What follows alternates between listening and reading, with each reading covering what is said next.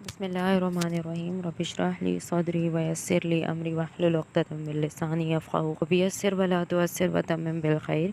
हमने obstructive disease के बारे में पढ़ लिया था। Now we are going to discuss about restrictive disease. Restrict करना यानी कि फॉर एग्जांपल ये एल्वोलाई हैं, ठीक है, दीज आर एल्वोलाई।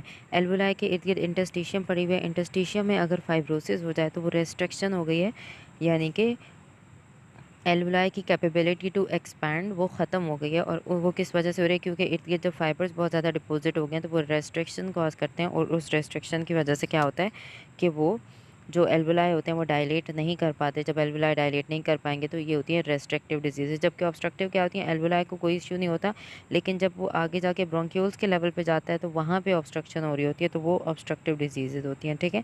तो रेस्ट्रिक्टिव में देखें ओवरऑल लंग की कैपेसिटी कम हुई हुई है। क्यों? क्योंकि जो एल्वोलाई हैं वो एक्सपैंड नहीं कर पा रहे, ठीक है। तो रेस्ट्रिक्टिव डिजीज़ कौन कौन सी होती है? क्रॉनिक इंटरस्टिशियल एंड इन्फिल्ट्रेटिव डिजीज़, के जिसमें क्रॉनिकली इंटरस्टिशियम में कोई फाइब्रोसिस होता जा रहा है, या इन्फ्लेमेटरी डिजीज़ हैं, इन्फिल्ट्रेटिव डिजीज़ हैं जिसमें न्यूमोकोनियोसिस आ जाता है, इंटरस्टिशियल फाइब्रोसिस आ जाता है। तो इसे हम देखेंगे कि इंटरस्टिशियल फाइब्रोसिस वगैरह क्यों होता है। उसके अलावा चेस्ट वॉल के disorders, for example chest wall के कोई इश्यूज़ आ रहे हैं जिस वजह से चेस्ट वॉल जितना अच्छा उसको एक्सपैंड करना चाहिए उतना अच्छा वो एक्सपैंड नहीं करे। फॉर एग्जांपल न्यूरोमस्कुलर डिजीज़ होती हैं, यानी कि इंसान का नर्वस सिस्टम अच्छा काम नहीं कर रहा होता, तो उसमें चेस्ट वॉल की प्रॉपर एक्सपेंशन नहीं हो पाती। पोलियोमाइलाइटिस में ऐसा होता है। सिवियर ओबेसिटी जिन लोगों को होती है उन लोगों में प्लूरा की डिजीज़ होती हैं। ये लंग है ना, और लंग के ऊपर जो कवरिंग होती है उसको कहते हैं प्लूरा। तो अगर प्लूरा की कोई डिज़ीज़ है कि अगर ये सख्त हो गई है तो प्लूरा की डिज़ीज़ है तो लंग एक्सपैंड कर पाएगा? लंग एक्सपैंड नहीं कर पाएगा, तो उसकी वजह से भी रेस्ट्रिक्टिव डिजीज़ है, यानी कि restriction to the expansion of lung, ठीक है। उसके अलावा काइफोस्कोलियोसिस जिनका वो पीछे से बैकबोन की एब्नॉर्मैलिटी होती है कि यूँ एक हम्प सा निकला होता है बैकबोन में, ठीक है। तो काइफोसिस क्या होता है कि जो पीछे की तरफ निकला होता है, ऐसे पीछे की तरफ, यानी कि आप 3D में इमेजिन करें कि कमर के पीछे की तरफ निकला होता है। और अगर लेटरल साइड पे ऐसे होता है कि लेटरल साइड का जो कर्व होता है उसको हम क्या कहते हैं? उसको हम कहते हैं कि लॉर्डोसिस वगैरह, ठीक है। तो इस तरह की जो डिजीज़ होती हैं काइफोस्कोलियोसिस वगैरह जिसमें स्पाइन प्रॉपरली नहीं बनी, वो स्पाइन की एबनॉर्मल फ्यूजन हो जाती है, ठीक है। उस एबनॉर्मल फ्यूजन की वजह से चेस्ट की एक्सपेंशन एबनॉर्मल हो जाती है। तो उन सब चीज़ों की वजह से रेस्ट्रिक्टिव डिजीज़ होती हैं। तो क्रॉनिक इंटरस्टिशियल पल्मोनरी डिजीज़ में क्या होता है कि इसमें मेनली क्या होता है? इन्फ्लेमेशन होती है। इन्फ्लेमेशन में मैंने बताया कि हमेशा इन्फ्लेमेशन में हीलिंग होती है, और वो हीलिंग ऐसी होती है कि वो एबनॉर्मल हीलिंग होती है। तो उसकी वजह से क्या होता है कि लंग का इंटरस्टिशियम क्या था? ये एल्वोलाई थे, पीछे हम डायग्राम देख चुके हैं। तो एल्वोलाई के बीच में जो चीज़ पड़ी है वो इंटरस्टिशियम है। तो इंटरस्टिशियम में कंटिन्यूअसली फाइब्रोसिस हो रहा है, तो एल्वोलाई एक्सपैंड कर पाएंगे नहीं। और alveoli is the functional unit of lung. अगर हम कह रहे हैं कि लंग्स एक्सपैंड नहीं कर पा रहे, इसका मतलब है वो फाइब्रोसिस एल्वोलाई के इर्द गिर्द है और एल्वोलाई एक्सपैंड नहीं कर पा रहे, ठीक है। तो उसकी वजह से जो लंग की ये जो इंटरस्टिशियम पड़ी हुई है ना एल्वोलाई के बीच की, इसके अंदर असल में इन्फ्लेमेशन और फाइब्रोसिस चल रहा है। और इसमें क्या होगा कि जब आप पल्मोनरी फंक्शन टेस्ट करवाते हो तो आपको पैटर्न कौन सा मिलता है? रेस्ट्रिक्टिव डिजीज़ का पैटर्न मिलता है, ठीक है। तो बहुत सारी डिजीज़ हो सकती हैं, वो इंट्रा एल्वुलर कंपोनेंट यानी एल्वुलाई के अंदर भी मसला हो सकता है, इंटरस्टिशियम में मसला भी हो सकता है। पेशेंट में साइन और सिम्टम्स क्या-क्या आएँगे? पेशेंट में डिज़निया होगा, यानी कि उसको सांस फूल रहा होगा, टैकिपनिया होगा, वो तेज़-तेज़ सांस ले रहा होगा, एंड इंस्पिरेटरी क्रैकल्स, यानी कि आप क्या करते हो स्टेथोस्कोप पेशेंट की जब आप क्लिनिकल एग्जामिनेशन करते हो ना चेस्ट का, तो आप जैसे ही पेशेंट के लंग्स के ऊपर, यानी कि आप पीछे कमर के लेवल के ऊपर, अक्सर आपने डॉक्टर्स को देखा होगा कि वो स्टेथ रखते हैं लोअर लोब पे और आवाज़ सुनते हैं। आप पेशेंट को कहते हो कि गहरा सांस ले, आप स्टेथोस्कोप से आवाज़ सुनते हो, तो बिल्कुल जब वो इंस्पिरेशन गहरा सांस लेके एंड पे ना आपको ऐसे क्रैकल्स जैसे साउंड सुनाई देती है, ठीक है। जैसे कोई पानी नहीं, आप मतलब जैसे कोई पानी गुजरता है उसमें से, मतलब इस तरह की वो साउंड होती है कि क्रैकलिंग टाइप साउंड होती है, ठीक है। तो bubbling type, crackling type sound होती है, वो आपको सुनाई देते हैं, ठीक है। उसके अलावा पेशेंट में आपको साइनोसिस नज़र आएगा, क्यों? क्योंकि ज़ाहिर है कि उसके लंग्स प्रॉपर्ली काम नहीं कर पा रहे, तो ऑक्सीजन नहीं पहुंच पाएगी, ठीक है। लेकिन इसमें वीजिंग नहीं होगी, क्योंकि वीजिंग किसका करैक्टरिस्टिक था? एस्थमा वगैरह का, कि उसमें जब ब्रोंक्यूल्स के लेवल पे ऑब्स्ट्रक्शन आती है तो आउटफ्लो की ऑब्स्ट्रक्शन आती है, तो उसकी वजह से बेसिकली क्या प्रोड्यूस होती है? वीजिंग। तो इसमें वीजिंग नहीं होंगी, ठीक है। अब जो क्लासिकल इसमें फंक्शनल एबनॉर्मेलिटीज़ हैं वो क्या होगी? एक तो डिफ्यूजन कैपेसिटी कम हो जाएगी, क्यों? क्योंकि ये देखो ये एल्वोलाई हैं, इर्द गिर्द फाइब्रोसिस हुआ है, तो डिफ्यूजन हो पाएगी? नहीं हो पाएगी, कम होगी, ठीक है। डिफ्यूजन कैपेसिटी कम हो जाती है। लंग का ओवरऑल वॉल्यूम कम हो जाएगा, क्यों? क्योंकि मैंने बताया एल्वोलाई एक्सपैंड नहीं कर पा रहे, और लंग की कंप्लायंस कम हो जाएगी कि लंग एक्सपैंड नहीं कर पा रहा। चेस्ट रेडियोग्राफ जब आप करते हो, चेस्ट एक्सरे वगैरह, तो आपको छोटे-छोटे नोड्यूल्स के फॉर्म में छोटे-छोटे लीजन्स, यानी कि ये दोनों लंग्स पड़े हुए हैं, आपने रेडियोग्राफ कराया तो आपको छोटे-छोटे नोड्यूल्स लंग्स में नज़र आते हैं, ठीक है। और इर्रेगुलर सी ऐसे लाइन सी नज़र आती हैं, उसको आप क्या नाम देते हो? ग्राउंड ग्लास शैडो या ग्राउंड ग्लास अपीयरेंस का नाम देते हो, ठीक है। अब क्या होता है कि अगर ये डिज़ीज़ बहुत ज़्यादा अर्ली स्टेजेस में तो ठीक है, इतना मसला नहीं होता, लेकिन अगर वो बहुत ज़्यादा एंड स्टेज पे चली जाए, और एंड स्टेज का मतलब क्या है कि उसमें फाइब्रोसिस बहुत ज़्यादा लेवल की हो गई, जब उतने ज़्यादा लेवल की फाइब्रोसिस हो गई जिसमें डिफ्यूज़ स्कारिंग हो गई लंग की, तो वो जो डिफ्यूज़ स्कारिंग यानी कि पूरे लंग की स्कारिंग हो जाती है, उसको हम कहते हैं एंड स्टेज लंग, या वो हनीकॉम्ब लंग बन जाता है। और मैंने बताया कि जब लंग एक हनीकॉम्ब लंग बन जाता है, तो क्या ख्याल है, जब एल्वोलाई एक्सपैंड नहीं कर पा रहे तो वहाँ की वेसल्स भी इफेक्ट होंगी, तो पल्मोनरी हाइपरटेंशन डेवलप हो जाएगी ना। और पल्मोनरी हाइपरटेंशन की वजह से क्या होता है कि बैक फ्लो होना स्टार्ट हो जाता है, यानी कि ये राइट हार्ट है, ये लंग है फॉर एग्जांपल, और लंग से कनेक्टेड होता है ना राइट हार्ट साइड की, राइट साइड की हार्ट का कनेक्शन होता है। तो क्या ख्याल है, जब लंग्स में पल्मोनरी हाइपरटेंशन है, बैक फ्लो ऑफ ब्लड होता है, तो इस हार्ट पे, राइट हार्ट पे प्रेशर पड़ता है, ठीक है। तो उसकी वजह से राइट हार्ट फेलियर में चला जाता है और कोर पल्मोनेल हो जाता है पेशेंट को, ठीक है। अब जो चेस्ट एक्सरे की बात हुई है कि चेस्ट एक्सरे पे आपको क्या क्या चीज़ें नज़र आती हैं, तो उसके लिए आपको पता होना चाहिए कि लंग का नॉर्मल एक्सरे कैसा नज़र आता है। ये है नॉर्मल लंग का चेस्ट एक्सरे, ठीक है। चेस्ट एक्सरे जब आप कराते हो तो आपको ये देखें कि नॉर्मली ब्लैक कलर का लंग मिलता है, ठीक है। एयर जो है वो बिल्कुल ब्लैक कलर की नज़र आती है आपको। एक्सरे के ऊपर सेंटर पे हार्ट पड़ा हुआ है, विजरा सारे आपको वाइट वाइट नज़र आते हैं, ठीक है। और एयर देखो तो बिल्कुल ब्लैक कलर के, ये नॉर्मल लंग है। अब यहाँ पे देखो, ये हनी कॉम्ब ऐसा होता है ना, हनी कॉम्ब की तरह, ये देखो हनी कॉम्ब फाइब्रोसिस, बिल्कुल लंग में हनी कॉम्ब बना हुआ पड़ा है ना। तो हनी कॉम्ब जो है वो सिस्टिक इरेगुलर ओपेसिटी सी आपको नज़र आती हैं, और ये क्रॉनिक इंटरस्टिशियल डिजीज़ में नज़र आती है, यानी कि इंटरस्टिशियम का फाइब्रोसिस है। तो मैंने कहा है कि एयर ब्लैक कलर की है, और ये देखो फाइब्रोसिस अंदर वाइट वाइट कलर का नज़र आ रहा है, ठीक है। तो ये हनीकॉम्ब फाइब्रोसिस हो जाती है लंग्स की। ये देखो, ये बिल्कुल ब्लैक ब्लैक एयर है, और सेंटर पे जितना भी फाइब्रोसिस हुआ हुआ है उसने क्या करा लिया, हनीकॉम्ब लंग की अपीयरेंस है। ये ग्रॉस अपीयरेंस है, आपको हनीकॉम्ब लंग ऐसे नज़र आता है, ठीक है। ये वाली जो है वो ग्राउंड ग्लास अपीयरेंस है। हनी कॉम्ब का डिफरेंस आपको पता चला कि हनी कॉम्ब को माइंड में रखना है, और ग्राउंड ग्लास का मतलब क्या है कि पूरी ओवरऑल आपको ऐसे लगता है कि जैसे ग्लास ग्राउंड सा नहीं हुआ हुआ पड़ा हुआ, ठीक है, यानी कि ऐसे किसी ने फैला दिया पूरा उसको। तो ये देखो पूरा वाइट वाइट सा ऐसे लगता है कि पिसी हुई कोई चीज़ पड़ी हुई है, ठीक है। यहाँ पे देखो, ये ग्राउंड ग्लास ही नॉर्मली जेट ब्लैक कलर का होता है, ये देखो ये ग्राउंड ग्लास अपीयरेंस पूरी नज़र आ रही है आपको, कैसे उसमें नज़र आती है। यहाँ पे देखें, ये सारी ग्राउंड ग्लास अपीयरेंस है, ये सारी ground glass appearance of the chest x ray, ठीक है। ये भी देख लें, यहाँ पे भी ये सारी पूरी आपको ग्राउंड ग्लास अपीयरेंस नज़र आ रही है, यानी कि आपको नॉर्मल लंग का मैंने चेस्ट एक्सरे दिखाया है ना, तो नॉर्मल लंग का अगर आपको एक्सरे याद होगा, आप उसको कंपेयर करोगे तो आपको पता चल जाएगा कि अच्छा जी, what is honeycomb fibrosis and what does it look like on chest x-ray, right. And what does ground glass appearance look like on chest x-ray. And ground glass appearance is an early stage of chronic interstitial lung disease. Early stage में आपको ground glass appearance नज़र आती है, क्योंकि देखिए अभी fibrosis शुरू हुआ है, और जब वो लेट स्टेजेस पे जाती है तो लेट स्टेजेस पे वो इस टाइप की हनी कॉम्ब अपीयरेंस आपको देना स्टार्ट कर देती है, ठीक है, यानी कि वो एक एडवांस्ड लेवल की डिजीज़ हो गई है। सो इस बात को आपने माइंड में रखना है। इसके बाद we are going to study about the different restrictive disease. उसमें सबसे पहली है इडियोपैथिक पल्मोनरी फाइब्रोसिस, यानी कि ये एक सिंड्रोम है, इडियोपैथिक है, इसकी कॉज नोन नहीं होती, और इसमें पल्मोनरी फाइब्रोसिस चल रहा है, यानी कि प्रोग्रेसिव इंटरस्टिशियम का फाइब्रोसिस चल रहा है। और ऑब्वियसली जब फाइब्रोसिस होगा रेस्पिरेटरी फेलियर होगा, क्यों? क्योंकि पेशेंट सही से सांस नहीं ले पाएगा, ऑक्सीजनेशन नहीं होगी, और सबका एंड रिजल्ट सेम होता है, ठीक है। अब क्रॉनिक इंटरस्टिशियल लंग डिजीज़ किस किस टाइप की हो सकती हैं? एक तो वो फाइब्रोसिंग हो सकती है कि उनमें फाइब्रोसिस हो सकता है, ग्रैन्युलोमास की फॉर्मेशन हो सकती है, और ये आगे हम ग्रैनुलोमेटस डिजीज़ पढ़ेंगे। इओसिनोफिलिक हो सकती हैं, कि एलर्जिक हो सकती हैं, या फिर अदर चीज़ें हो सकती हैं, ठीक है। तो क्रॉनिक इंटरस्टिशियल जो इंटरस्टिशियम की डिजीज़ होती हैं, फाइब्रोसिस में इंटरस्टिशियल नमूनिया आ जाता है, non specific interstitial pneumonia, cryptogenic organising pneumonia आ जाता है, न्यूमोकोनियोसिस, रेडिएशन न्यूमोनाइटिस, ये सारी डिजीज़ेज हम पढ़ेंगे। ग्रैनुलोमास में सार्कोइडोसिस, हाइपर सेंसिटिविटी न्यूमोनाइटिस आ जाता है। इओसिनोफिलिक जो स्मोकिंग रिलेटेड होता है या एलर्जिक होता है, उसमें desquamative interstitial pneumonia, respiratory bronchiolitis, associated interstitial lung disease, और अदर्स में Langerhans cell histiocytosis, pulmonary alveolar proteinosis, lymphoid interstitial pneumonia. यानी कि ये सारी डिजीज़ेज़ क्या हैं? ये कि क्रॉनिक इंटरस्टिशियल लंग डिजीज़ हैं, जो इंटरस्टिशियम के, उनमें फाइब्रोसिस हो सकती है, जिसमें लंग के इंटरस्टिशियम का फाइब्रोसिस चल रहा होता है, उसमें ग्रैनुलोमास हो सकते हैं, वो इओसिनोफिलिक हो सकता है, और वो अदर कॉजेज़ हो सकती हैं उसमें। तो इन सारे डिजीज़ेज़ में जो ज़्यादा पॉपुलर टर्म है वो कौन सी टर्म है? क्रिप्टोजेनिक फाइब्रोजिंग एल्वुलाइटिस, यानी कि बेसिकली जो एल्वुलाए हैं ना, उनके इर्द गिर्द फाइब्रोसिस चल रहा है, तो हम इसलिए उसको कहते हैं क्रिप्टोजेनिक फाइब्रोजिंग एल्वुलाइटिस, ठीक है। हिस्टोलॉजिकल पैटर्न जो होता है ना फाइब्रोसिस का, यानी कि हिस्टोलॉजी में जो आप देखते हो, आप उसको हिस्टोलॉजी पे उसको क्या नाम देते हो? यूआईपी, यानी कि जो हिस्टोलॉजिकल पैटर्न है आप उसको नाम देते हो यूजुअल इंटरस्टिशियल नमूनिया, ठीक है। और आपको ये पता कैसे चलता है कि यूजुअल इंटरस्टिशियल नमूनिया, जब आप पेशेंट का सीटी स्कैन कराते हो ना, तो सीटी स्कैन पे आपको नज़र आती हैं ये सारी चीज़ें, तो उसकी बेसिस पे आप इसको नाम देते हो यूजुअल इंटरस्टिशियल नमूनिया, ठीक है। उसके अलावा जो है वो यूजुअल इंटरस्टिशियल नमूनिया और भी बहुत सारी डिजीज़ेज़ में होता है, एस्बेस्टोसिस वगैरह में भी होता है। तो ये सारी डिजीज़ेज़ हम पढ़ेंगे। अब हम पैथोजेनेसिस देख लेते हैं। पैथोजेनेसिस कहा जाता है कि अच्छा, जो इंटरस्टिशियल डिजीज़ेज़ जिन पेशेंट्स में हो रही होती है ना, उनमें जेनेटिकली प्रीडिस्पोजिशन भी होती है, ठीक है।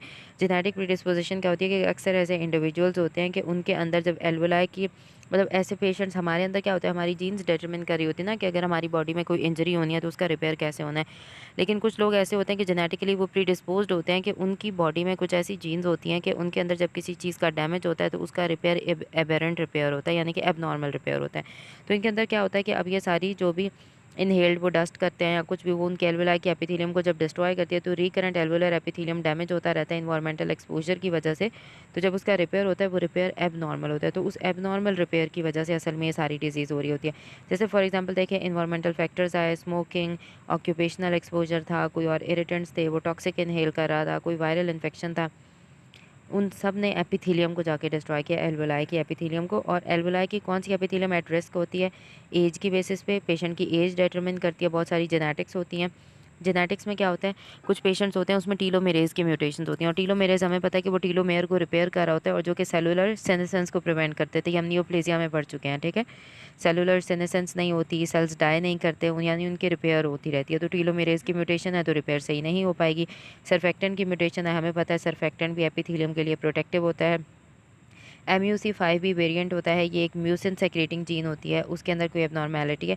तो इन सारी चीज़ों की वजह से क्या होता है, इन्वायरमेंटल एक्सपोजर्स और एट रिस्क एपिथेलियम जिसमें जेनेटिक वगैरह ये सारी जमा हो जाती हैं, एडअप हो जाती हैं, और इनकी वजह से क्या होता है कि परसिस्टेंट एपिथेलियल इंजरी होती है, एपिथेलियम की एक्टिवेशन चल रही होती है। उस एक्टिवेशन की वजह से क्या होता है, इन्नेट और एडेप्टिव इम्यून रिस्पॉन्सेज स्टिमुलेट हो जाते हैं। अब जो इम्यून रिस्पॉन्सेज स्टिमुलेट होते हैं, तो मैंने बताया कि जब भी इन्फ्लेमेशन होती है उसका एंड रिजल्ट होता है फाइब्रोसिस। क्यों? क्योंकि जहाँ इन्फ्लेमेशन हो रही है वहाँ इंजरी भी चल रही है, ठीक है। उस इंजरी की वजह से क्या होता है कि इन्फ्लेमेटरी सेल्स आते हैं, वो फाइब्रोजेनिक फैक्टर्स रिलीज़ करते हैं, ग्रोथ फैक्टर्स रिलीज़ करते हैं, प्रो फाइब्रोजेनिक फैक्टर्स रिलीज़ करते हैं। वो इन एपिथेलियल सेल्स के ऊपर काम करते हैं और एक एबनॉर्मल इंट्रासेलुलर सिग्नलिंग कराते हैं। उसकी वजह से क्या होता है कि प्रोलिफरेशन होती है, क्योंकि कौन से फाइब्रिनोजेनिक फैक्टर्स रिलीज़ हो रहे हैं, तो प्रोलिफरेशन होती है, कोलेजन की प्रोडक्शन होती है, और उसके रिजल्ट में फाइब्रोसिस चल रहा होता है। तो ये सारी पैथोजेनेसिस आपने माइंड में रखनी है। तो इन्वायरमेंटल फैक्टर्स होते हैं जो ये करा रहे होते हैं। इन्वायरमेंटल फैक्टर्स आप पढ़ चुके हैं, कौन कौन से होते हैं, सिगरेट स्मोकिंग, एयर पोल्यूशन है, मेटल फ्यूम्स है, वुड डस्ट है, फार्मिंग, हेयर ड्रेसर्स जो होते हैं, स्टोन पॉलिश कर रहे होते हैं। तो ये सारे क्या हैं, ये इन्वायरमेंटल इरिटेंट्स हैं, और ये जो बंदा इनहेल करता रहता है उसके अंदर लंग के एपिथेलियम का डैमेज कंटिन्यूसली चलता रहता है, चलता रहता है। जेनेटिक फैक्टर्स होते हैं जिनके अंदर ये वाली जीन्स होती हैं, टर्ट जीन होती हैं, ट्रीआरसी जीन होती है, पार्न जीन होती है। ये सारी जीन्स के अंदर जब म्यूटेशन चल रही होती हैं, तो म्यूटेशन की वजह से क्या होता है कि उनकी एल्वुलर एपिथेलियम का रिपेयर एबनॉर्मल होता है, ठीक है। मैंने बताया टीलोमेरेज़ की एबनॉर्मेलिटीज़ होती हैं जिसकी वजह से टीलोमेर मेंटेन नहीं कर पाते, और सेलुलर सेनेसेंस होती है, और एपिथेलियम एल्वुलाई की ज़्यादा से ज़्यादा डैमेज चल रही होती है। 25% केसेस जो हैं वो स्पोरेडिक केसेस होते हैं एबनॉर्मल। और इसमें क्या चल रहा होता है, टीलोमेरेज़ की डेफिशिएंसी की वजह से एबनॉर्मल टीलोमेर की शॉर्टनिंग हो जाती है पेरिफेरल ब्लड लिम्फोसाइट्स में भी। तो ऐसे पेशेंट्स का जब आप ब्लड टेस्ट कराते हो ना, तो आपको उसके ब्लड लिम्फोसाइट्स में एबनॉर्मल शॉर्ट टीलोमेर्स भी नज़र आएंगे, ठीक है। तो ये चीज़ मतलब लंग की डिजीज़ है, लेकिन आपने पेरिफेरल ब्लड के ऊपर जब लिम्फोसाइट्स को देखते हो, क्योंकि ऑब्वियसली बॉडी में और भी जगह पे भी तो टीलोमेरेज एंजाइम काम कर रहा होता है, तो आपको पेरिफेरल ब्लड लिम्फोसाइट में भी टीलोमेर की एबनॉर्मेलिटीज़ नज़र आएंगी ऐसे पेशेंट्स में। सर्फेक्टेंट की जीन्स में म्यूटेशंस आती हैं जिसकी वजह से सर्फेक्टेंट अच्छे से नहीं बन पाता। और क्या ख्याल है कि जब सर्फेक्टेंट अच्छे से नहीं बन पाएगा, तो उसकी वजह से क्या होता है कि प्रोटीन्स इफेक्ट होते हैं, ठीक है। प्रोटीन्स इफेक्ट होते हैं तो उसकी वजह से क्या होता है कि एबनॉर्मल प्रोटीन बनते हैं। एबनॉर्मल प्रोटीन बनने की वजह से क्या होता है कि क्योंकि हमारी बॉडी में क्या होता है कि जो भी एक एबनॉर्मल चीज़ होती है उसको डिस्ट्रॉय किया जाता है, तो अनफोल्डेड प्रोटीन बनते हैं, और उनके अनफोल्डेड प्रोटीन रिस्पॉन्स आता है टाइप 2 न्यूमोसाइट्स में। और उसकी वजह से क्या होता है कि न्यूमोसाइट ज़्यादा सेंसिटिव हो जाते हैं, क्योंकि हमने बताया ना कि टाइप 2 न्यूमोसाइट सर्फेक्टेंट बना रहे होते हैं, और सर्फेक्टेंट में प्रोटीन होता है। जब वो प्रोटीन एबनॉर्मल बन रहा है तो क्या ख्याल है, न्यूमोसाइट ज़्यादा सेंसिटिव हो जाएंगे इन्वायरमेंटल इंसल्ट से, ऑब्वियसली हो जाएंगे। तो उसकी वजह से न्यूमोसाइट ज़्यादा से ज़्यादा डैमेज होंगे, क्योंकि एक तो वो एबनॉर्मल प्रोटीन बना रहे हैं। एबनॉर्मल प्रोटीन जब एक्यूमुलेट होता है उसके खिलाफ बॉडी भी काम कर रही होती है, यानी कि टाइप 2 न्यूमोसाइट सर्फेक्टेंट के होते हैं ना, टाइप 2 न्यूमोसाइट, इनके अंदर सरफेक्टेंट बन रहा होता है, इनके अंदर सरफेक्टेंट के अंदर प्रोटीन होते हैं, वो एबनॉर्मल प्रोटीन एक्यूमुलेट होते रहते हैं। उसकी वजह से क्या होता है कि एक तो बॉडी भी इसके खिलाफ काम कर रही होती है, बाहर से इन्वायरमेंटल फैक्टर्स भी इसके खिलाफ काम करते हैं, तो ओवरऑल टाइप 2 न्यूमोसाइट्स का भी डैमेज चलता रहता है, ठीक है। तो इनका सेलुलर डिसफंक्शनिंग हो जाती है।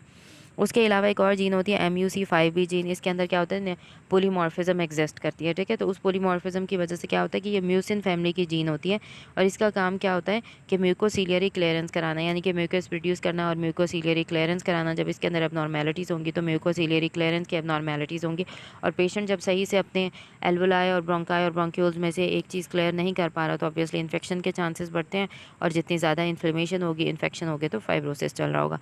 एज भी डिपेंड करती है। ओल्डर इंडिविजुअल ज़ाहिर है, जो पेशेंट जितना बूढ़ा होता है, जब उसके सेल्स की कैपेसिटी भी कम होती जाती है, तो age is also an important factor in determining these cases, ठीक है। अब उसके बाद आगे हम देख लेते हैं। तो ये सारे फैक्टर्स हम पढ़ चुके हैं। इन सारे फैक्टर्स की वजह से क्या होता है कि epithelium of the alveoli is being damaged, और उसकी वजह से क्या होता है, ये एक इनिशिएटिंग इवेंट होता है। और वो जो पूरी मैंने आपको डायग्राम दिखाई है कि प्रोफाइब्रोजेनिक फैक्टर्स रिलीज़ होते हैं इन्फ्लेमेटरी सेल्स में से, जिनमें ट्रांसफॉर्मिंग ग्रोथ फैक्टर बीटा भी होता है, और फाइब्रोब्लास्ट स्टिमुलेट होता है, और कोलेजन की डिपोजिशन स्टार्ट हो जाती है, ठीक है। तो अब क्या होता है कि कंटिन्यूसली फाइब्रोसिस चल रहा है तो लंग की एक कॉबल स्टोन अपीयरेंस हो जाती है, ठीक है। कॉबल स्टोन अपीयरेंस की होती है क्यों? क्योंकि ये देखो, ये इंटरलोब्यूलर सेप्टा होते हैं ना, फॉर एग्जांपल ये इंटरलोब्यूलर सेप्टा होते हैं, इसमें फाइब्रोसिस होता है। फाइब्रोसिस ने कॉन्ट्रैक्ट करना है, जब वो कॉन्ट्रैक्ट कर इन चीज़ों को आपस में खींचना स्टार्ट कर देगी ना, तो उसकी वजह से आपको ऐसी कॉबल स्टोन टाइप अपीयरेंस नजर आती है, ठीक है, because of retraction of scars along the interlobular septa. उसके अलावा जब आप लंग की कट सर्फेस देखते हो तो आप फर्म रबरी वाइट एरिया फाइब्रोसिस के नजर आएंगे, और ये स्पेसिफिकली आपको लोअर लोब्स में नजर आएंगे, ठीक है। उसके अलावा जो सब प्लूरल रीजन होते हैं, यानी कि ये लंग्स हैं और ये प्लूरा पड़ी हुई है, तो प्लूरा के नीचे जो लंग के एरियाज होते हैं, सब प्लूरल रीजन में आपको फाइब्रोसिस नजर आता है। उसके अलावा इंटरलोब्यूलर सेप्टा, यानी कि जो लोब्यूल्स के बीच के सेप्टा होते हैं, हमने बात की थी ना कि 3 से 4 एसिनाई मिलकर लॉब्यूल बनाते हैं, तो लॉब्यूल के बीच के सेप्टा की जब आपको रिट्रैक्शन मिलेगी तो आपको कॉबलस्टोन अपीयरेंस नजर आएगी, ठीक है। उसके अलावा माइक्रोस्कोपिकली आपको पैची इंटरस्टिशियल फाइब्रोसिस नज़र आता है, यानी कि इंटरस्टिशिया में पूरा फाइब्रोसिस पड़ा होता है। उसके अलावा जो सबसे पहला लीजन होता है उसमें क्या होता है कि प्रोलिफ्रेशन, सबसे पहला क्या स्टेप होता है कि फाइब्रोब्लास्ट की प्रोलिफ्रेशन चल रही होती है। तो फाइब्रोब्लास्ट की प्रोलिफ्रेशन चल रही होती है, उसको हम क्या कहते हैं कि फाइब्रोब्लास्टिक फोसाई पड़े हुए हैं। टाइम के साथ साथ क्या होता है कि ये शुरू शुरू में तो सिर्फ फाइब्रोब्लास्ट प्रोलिफरेट करते हैं ना, कि सिर्फ सेल्स कहते हैं कि पहले हम प्रोलिफरेट करें, तो पहले फाइब्रोब्लास्ट प्रोलिफरेट करते हैं। जैसे जैसे टाइम गुजरता जाता है कि ज़्यादा फाइब्रोटिक हो जाते हैं, लेस सेलुलर, यानी कि फाइब्रोब्लास्ट सेल्स कम होते जाते हैं और फाइबर ज़्यादा होते जाते हैं, ठीक है। यानी कि सेल्स कम हो रहे हैं, फाइबर ज़्यादा होते जा रहे हैं। तो क्या ख्याल है, जब सेल्स कम हो रहे हैं, फाइबर ज़्यादा से ज़्यादा हो रहे हैं, तो उसकी वजह से इंटरस्टिशियल फाइब्रोसिस ज़्यादा से ज़्यादा सिवियर हो जाता है पेशेंट के अंदर। और पेशेंट में जब डेंस फाइब्रोसिस चल रहा होता है तो क्या ख्याल है, फाइब्रोसिस की वजह से एल्वोलाई के एक पूरा एक स्पेसिफिक आर्किटेक्चर बना होता है ना लंग्स में, वो पूरा आर्किटेक्चर डिस्ट्रॉय हो जाएगा। और ऐसी सिस्टिक स्पेसेस बनना, क्योंकि जब एल्वोलाई काम नहीं करे तो वो एक सिस्ट की फॉर्म में ऐसे सिस्टिक स्पेसेस आपको नज़र आती हैं, और उन सिस्टिक स्पेसेस की जो साइड्स होती हैं ना, यानी कि एल्वोलाई की साइड पे क्या होते हैं, टाइप 2 न्यूमोसाइट, टाइप 1 न्यूमोसाइट्स होते हैं। तो अब क्या होता है कि क्योंकि लंग के ऊपर एक स्ट्रेस आया हुआ है ना, तो उस स्ट्रेस में हमारे पास क्या होता है कि हमारे सेल्स का हाइपरप्लेसिया स्टार्ट होता है हमेशा स्ट्रेस की कंडीशंस में। तो अब इस स्ट्रेस की वजह से क्या होता है कि जो टाइप 2 न्यूमोसाइट्स होते हैं वो हाइपर प्लास्टिक हो जाते हैं, ठीक है। और ब्रोंक्यूलर एपिथेलियम भी हाइपर प्लास्टिक हो जाती है। तो इस हाइपरप्लेजिया और सिस्टिक लीजन्स बन रहे हैं और हाइपरप्लेजिया भी हो रहा है, तो इसको हम कहते हैं हनीकॉम फाइब्रोसिस। और हनीकॉम फाइब्रोसिस की मैं डायग्राम आपको दिखा चुकी हूँ, ठीक है। हिस्टोलॉजी पे आपको वही नज़र आएगा, फाइब्रोसिस, फाइब्रोब्लास्टिक फोसाई नज़र आएंगे। अब क्योंकि साथ साथ इन्फ्लेमेशन भी चल रही है फाइब्रोसिस के साथ साथ, तो आपको लिम्फोसाइट्स भी नज़र आएंगे। मतलब जब आप हिस्टोलॉजी करते हो और आप माइक्रोस्कोप पे देखोगे, आपको लिम्फोसाइट्स नज़र आएंगे, plasma cells, neutrophil, eosinophil, mast cell नज़र आएंगे, ठीक है। उसके अलावा क्योंकि लंग्स के ऊपर एक स्ट्रेस पड़ा हुआ है, तो लंग्स की जो एपिथीलियम है वो चेंज हो जाएगी और उसमें मेटाप्लेजिया हो जाएगा, तो फोसाई ऑफ स्क्वेमस मेटाप्लेजिया भी नज़र आएंगे, ठीक है। क्योंकि स्ट्रेस आ रहा है ना, तो आपने माइंड में रखना है स्ट्रेस आ रहा है, इन्फ्लेमेशन हो रही है, स्क्वेमस मेटाप्लेजिया हो जाएगा। जो भी लंग की ब्रोंकाई की एपिथेलियम थी उसके अंदर स्मूथ मसल्स पड़े हुए होते हैं, स्मूथ मसल्स क्या करेंगे, क्योंकि उनके ऊपर भी एक स्ट्रेस पड़ा हुआ है, वो भी हाइपरप्लेजिया करना स्टार्ट कर देंगे, ठीक है। उसके अलावा इर्द गिर्द एल्वोलाई के इर्द गिर्द हमने बात की थी कि आर्टरीज भी पड़ी होती हैं, तो आर्टरीज भी देखेंगी लंग्स की आर्टरीज के, हाँ भाई कोई स्ट्रेस आया हुआ है, तो वो क्या करेंगी कि उनके अंदर भी हाइपरटेंसिव चेंजेस आना स्टार्ट कर देंगी। यानी कि ये आर्टरीज पड़ी हुई है ना, तो उनका जो इंटीमा होता है इसके अंदर फाइब्रोसिस स्टार्ट हो जाएगा, ठीक है। इंटीमा में फाइब्रोसिस स्टार्ट हो जाएगा, और जो इनका ट्यूनिका मीडिया होता है ना, जिसमें मसल्स पड़े होते हैं, वो ट्यूनिका मीडिया थिकन होना स्टार्ट हो जाता है, यानी कि थिक होना स्टार्ट हो जाता है। तो ये सारी एक अडेप्टिव रिस्पॉन्सेज होते हैं लंग के कि वो अपने आप को स्ट्रेस से बचाना चाह रहा होता है। तो आर्टरीज़ भी क्योंकि उस फाइब्रोसिस से, क्योंकि एक तरह का फाइब्रोसिस हो गया, लंग्स बेचारे एक्सपैंड नहीं कर पा रहे, ठीक है। तो आर्टरीज़ में भी थिकनिंग स्टार्ट हो जाती है, फाइब्रोसिस, क्योंकि हर जगह ग्रोथ फैक्टर्स रिलीज़ हो रहे हैं, transforming growth factor beta release हो रहा है, तो ये सारे क्या करते हैं, फाइब्रोसिस हर जगह कराते हैं। इसकी वजह से क्या होता है कि जो आर्टरीज़ होती हैं उनके अंदर भी इंटीमा का फाइब्रोसिस मीडिया की थिकनिंग स्टार्ट हो जाती है। एक्यूट एग्जैसर्बेशन में जो है वो आहिस्ता आहिस्ता क्रॉनिक चेंजेस भी एग्जिस्ट करती रहती हैं। ये जो ऊपर डायग्राम दिखी हुई है, दिखाई भी आपको, ये देखें, इसमें यूजुअल इंटरस्टिशियल नमूने पेरीफ्री कह रहा हूँ आपको, ये देखो फाइबर से नज़र आ रहे हैं कितना ज़्यादा फाइब्रोसिस पड़ा हुआ है, ठीक है।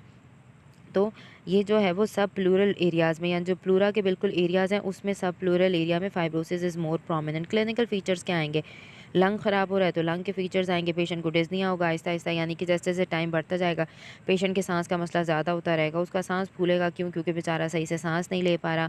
जब सांस नहीं ले पा रहा, ऑक्सीजन सही से बॉडी के टिश्यूज़ को नहीं जाएगी, ब्लड में ऑक्सीजन कम होगी, क्यों, क्योंकि लंग्स के ये एल्वोलाई हैं, एल्वोलाई के इर्द गिर्द वेसल्स पड़ी होती है, एल्वोलाई का काम होता है वेसल्स को ऑक्सीजन देना।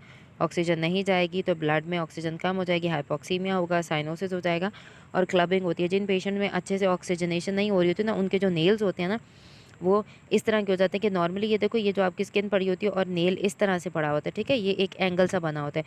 तो क्लबिंग क्या होती है, क्लबिंग पेशेंट्स ऐसे होता है कि उनका ये एंगल लॉस्ट हो जाता है, यानी कि ये एंगल ख़त्म हो गया। आप अपनी उंगलियां देखेंगे ना तो आपको नज़र आएगा कि एक एंगल सा होता है आपकी स्किन और नेल के बीच में, जो तब ये एंगल लॉस हो जाता है ना, उसको हम कहते हैं क्लबिंग। और क्लबिंग ज़्यादातर इन लंग की इंटरस्टिशियल डिजीज़ में भी आपको मिलती है, ठीक है। और ये लेट कोर्स में मिलती है, यानी कि बहुत लेट, जब बहुत एडवांस लेवल पे ये डिज़ीज़ होती है। और ये स्लोली प्रोग्रेसिव रेस्पिरेटरी फेलियर होता है, यानी कि टाइम के साथ साथ आहिस्ता आहिस्ता पेशेंट का रेस्पिरेटरी फेलियर्स आता जाता है, ठीक है।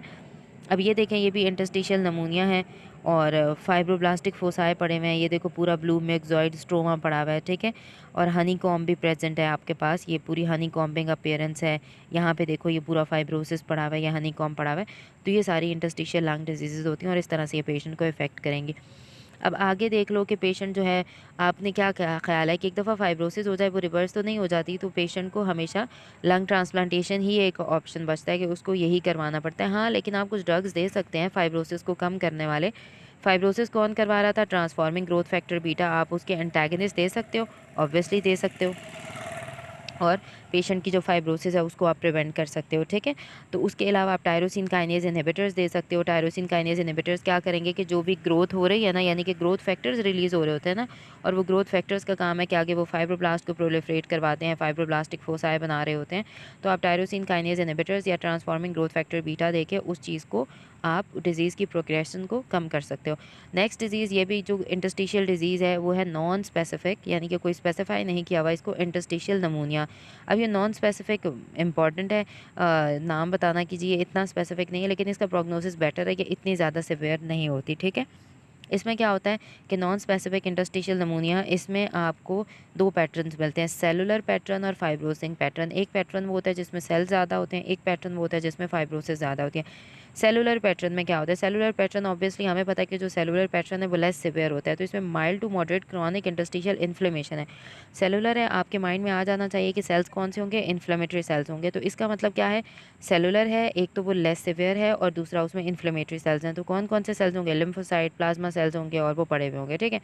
फाइब्रोसिंग पैटर्न ज़्यादा एडवांस पैटर्न है, ये ज़्यादा सिवियर पैटर्न होता है। इसमें क्या होता है कि डिफ्यूज़ या पैची इंटरस्टिशियल फाइब्रोटिक लीजन्स बन जाते हैं, यानी अब इंटरस्टिशियम का फाइब्रोसिस होता है इसमें, ठीक है। और इसमें ज़्यादा जो है वो पेशेंट के अंदर फाइब्रोसिस आपको ज़्यादा नज़र आता है, तो इसमें लंग फंक्शन ज़्यादा कॉम्प्रोमाइज़ होता है। Fibroblastic foci, Honey combing, highline membrane और ग्रैनुलोमा इसमें नहीं होंगे, यानी कि फाइब्रोब्लास्ट भी नहीं होंगे, हनी कॉम्ब भी नहीं बना होगा, हाईलाइन मेम्ब्रेन भी नहीं होंगे, ग्रैनुलोमास भी नहीं होंगे। तो इससे पता चल रहा है कि ओवरऑल जो आपके पास नॉन स्पेसिफिक इंटरस्टिशियल नमूनिया वो लेस सिवियर डिजीज़ है। अब अगेन लंग का मसला है तो पेशेंट में डिज़निया होगा, कफ होगी, ठीक है। फीमेल स्मोकर्स के अंदर ये डिज़ीज़ ज़्यादा कॉमन होती है। जब आप चेस्ट एक्सरे कराते हो तो आपको क्या मिलेंगे, दोनों तरफ लोअर लोब के अंदर रेटिकुलर रेटिकुलर होते हैं फाइबर्स की फॉर्म में, तो ऐसे आपको रेटिकुलर सी ओपेसिटीज़ मिलती हैं लोअर लोब्स में, ठीक है। तो ये दोनों साइड पे bilateral symmetrical lower lobe reticular opacities, reticular का मतलब क्या है कि रेटिकुलर फाइबर्स पड़े हुए होते हैं, ठीक है।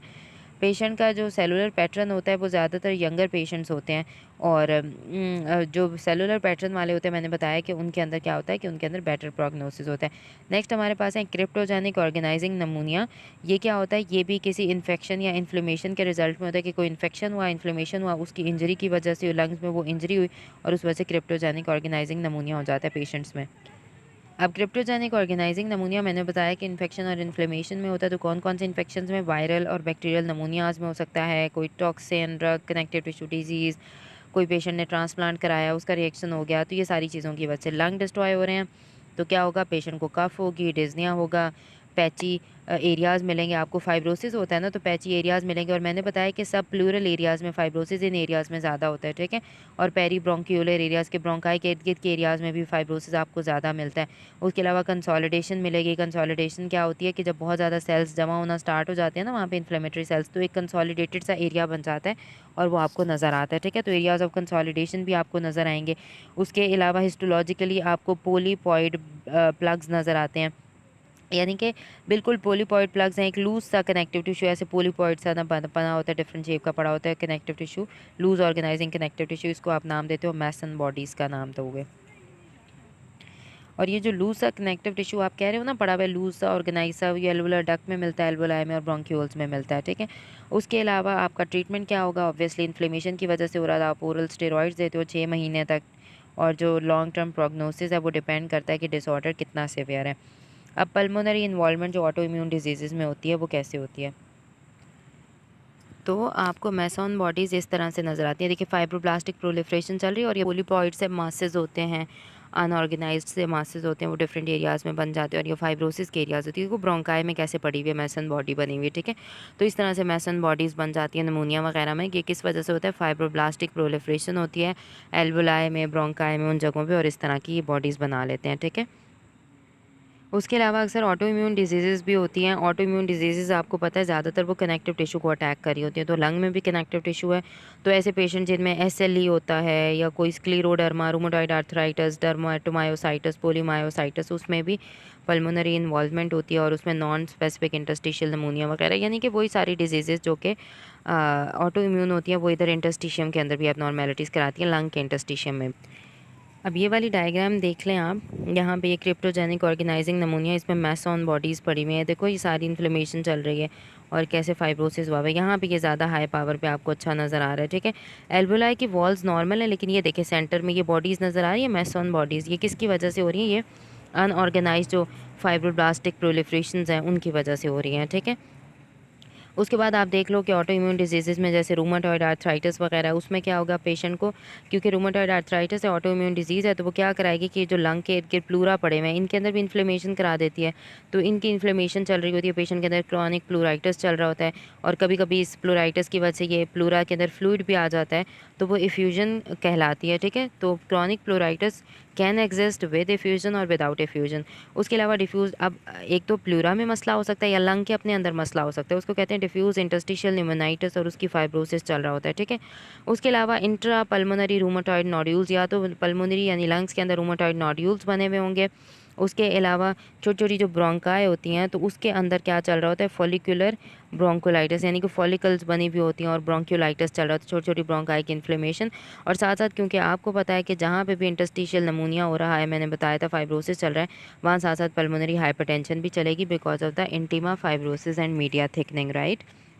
उसके अलावा क्या होता है कि रूमेटॉइड आर्थराइटिस में क्या होता है अक्सर कि जब लंग डिजीज़ रूमेटॉइड आर्थराइटिस की वजह से हो रही हो ना, और न्यूमोकोनियोसिस हो रहा हो, यानी कि रूमेटॉइड आर्थराइटिस के पेशेंट में अगर लंग का मसला हो जाए, उसको हम कहते हैं कपलान सिंड्रोम। और ये कब होता है, रूमेटॉइड आर्थराइटिस के पेशेंट में लंग्स के ये जो सारी डिजीज़ेज आएंगी, इसको हम क्या नाम देंगे कि रूमेटॉइड आर्थराइटिस की वजह से ये जो सारे मसले लंग्स में एग्जिस्ट कर रहे हैं ना, इसको हम कहेंगे कापलान सिंड्रोम, राइट। उसके बाद एक और ऑटो इम्यून डिजीज़ है स्क्लेरोडर्मा। इसमें भी क्या होता है, डिफ्यूज़ इंटरस्टिशियल फाइब्रोसिस होता है और प्लूरा की इन्वॉल्वमेंट भी चल रही होती है। एसएलई भी होता है। एसएलई में पैची और ट्रांजिएंट पेरेन्काइमल इन्फिल्ट्रेट, यानी कि जो लंग का पेरेन्काइमा है, फंक्शनल पेरेन्काइमा, उसमें इन्फिल्ट्रेट्स पड़े हुए होते हैं और ये ट्रांजिएंट सा होता है, ठीक है। और जब सिवियर SLE की सिवियर डिजीज़ हो तो उसमें सिवियर निमोनाइटिस हो जाता है, प्लूराइटिस भी हो जाता है, प्लूरल एफ्यूजन भी बनना स्टार्ट हो जाती है, यानी कि वो इन्फ्लेमेशन के साइन और सिम्टम्स आना स्टार्ट हो जाते हैं। और वेरिएबल प्रोग्नोसिस होता है, डिपेंड करता है कि अच्छा डिजीज़ किस हद तक प्रोग्रेस कर चुकी है, कितनी सिवियर है। अब क्रॉनिक इंटरस्टिशियल लंग डिजीज़ हम पढ़ चुके हैं, तो डिफ्यूज इंटरस्टिशियल फाइब्रोसिस होता है लंग का, उसकी वजह से होती है रेस्ट्रिक्टिव लंग डिजीज़, रेस्ट्रिक्शन हो गई है, उसमें लंग की कंप्लायंस कम हो जाती है, FVC कम हो जाता है, रेशो FEV1/FVC रेशो नॉर्मल रहता है। इडियोपैथिक पल्मोनरी फाइब्रोसिस एक प्रोटोटिपिक है, यानी कि इसी से सारी डिजीज़ेज़ आगे बनती हैं। प्रोटोटिपिक ऑफ रेस्ट्रिक्टिव लंग डिजीज़ेज़ का प्रोटोटाइप क्या है? Idiopathic pulmonary fibrosis. इसमें क्या चल रहा होता है? पैची इंटरस्टिशियल फाइब्रोसिस चलता है, फाइब्रोब्लास्टिक फोसाए बनते हैं, सिस्टिक स्पेसेस बनना स्टार्ट हो जाती हैं और उसको हम कहते हैं हनीकॉम्ब लंग। और यूजुअली आपको हिस्टोलॉजी में क्या नज़र आता है? यूजुअल इंटरस्टिशियल फाइब्रोसिस नज़र आता है। इडियोपैथिक पल्मोनरी फाइब्रोसिस का कॉज अननोन है, लेकिन जेनेटिक एनालिसिस से आपको क्या पता चलता है, जो हम पढ़ चुके हैं कि सीनेसेंस हो जाती है एल्वुलर एपिथेलियम की ड्यू टू टेलोमेरेज शॉर्टनिंग की वजह से, म्यूसिन प्रोडक्शन ख़राब हो जाती है, बिकॉज ऑफ MUC5B जीन के अंदर एबनॉर्मेलिटी आती है, एल्वुलर फाइब्रोब्लास्ट की सिग्नलिंग एबनॉर्मल हो जाती है। इन सारी चीज़ों के मसलों की वजह से क्या होता है? फाइब्रोसिस चल रहा होता है।